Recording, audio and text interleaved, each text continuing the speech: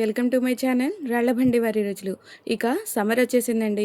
అందరూ సమ్మర్లో కూల్గా ఫ్రూట్ జ్యూసెస్ని తాగడానికి ఇష్టపడుతూ ఉంటారు. అందులో ఇంపార్టెంట్ ఇంకా బాడీని చాలా కూల్ని చేసేది వాటర్ మిలన్. ఈ వాటర్ మిలన్తో మనం చాలా సింపుల్గా అలానే చాలా క్విక్గా ఎంతో రుచిగా చేసుకునే జ్యూస్ని ఇప్పుడు మనం ప్రిపేర్ చేయబోతున్నాము.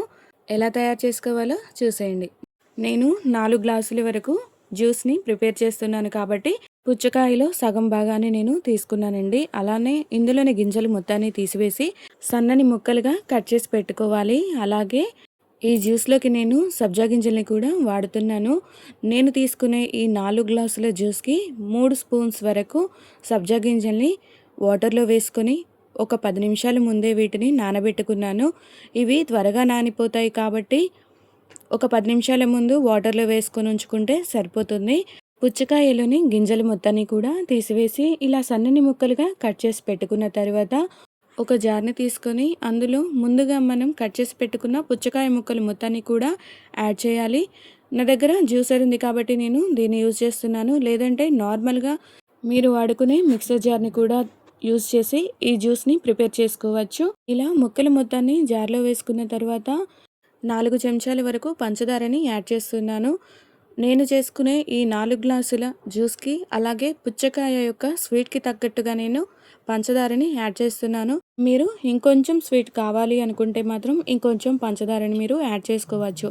అలాగే ఇందులోకి మంచి ఫ్లేవర్ కోసం నేను 5 నుండి 6 వరకు పుదీనా ఆకుల్ని కూడా యాడ్ చేస్తున్నాను. అలాగే ఇందులోకి కొన్ని ఐస్ క్యూబ్స్ని యాడ్ చేసుకుని ఒకసారి గ్రైండ్ చేసుకోవడమే.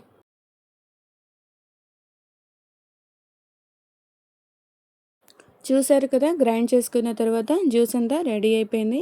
ఇప్పుడు దీని మొత్తాన్ని కూడా ఒక స్ట్రైనర్ తీసుకుని ఈ జ్యూస్ మొత్తాన్ని కొంచెం కొంచెంగా వేస్తూ ఫిల్టర్ చేసుకోవాల్సి ఉంటుంది.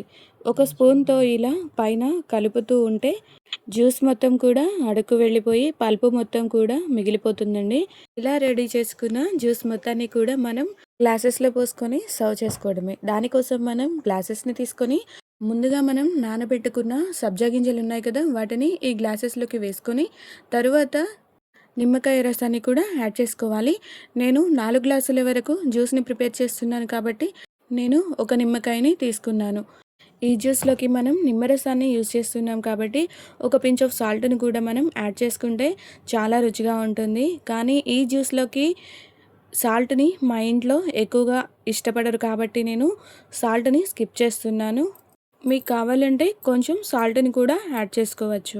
జ్యూస్ మొత్తాన్ని కూడా ఇలా గ్లాసెస్లో వేసుకున్న తర్వాత ఇందులోకి కొన్ని ఐస్ క్యూబ్స్ని యాడ్ చేసుకోవాలి. అలాగే ఇందులోకి గార్నిష్ కోసం మనం సబ్జా గింజల్ని అలాగే సన్నగా చాప్ చేసి పెట్టుకున్న పుచ్చకాయ ముక్కల్ని కూడా ఇందులోకి వేసుకోవాలి.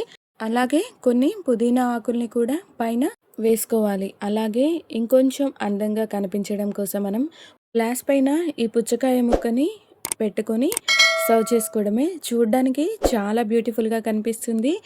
Summer special water melon juice. ఇప్పుడు మీరు కూడా మీ ఇంట్లో ఖచ్చితంగా ఈ జ్యూస్ని ప్రిపేర్ చేసి మీ ఫ్యామిలీ మెంబర్స్తో ఈ సమ్మర్ని ఎంజాయ్ చేయండి.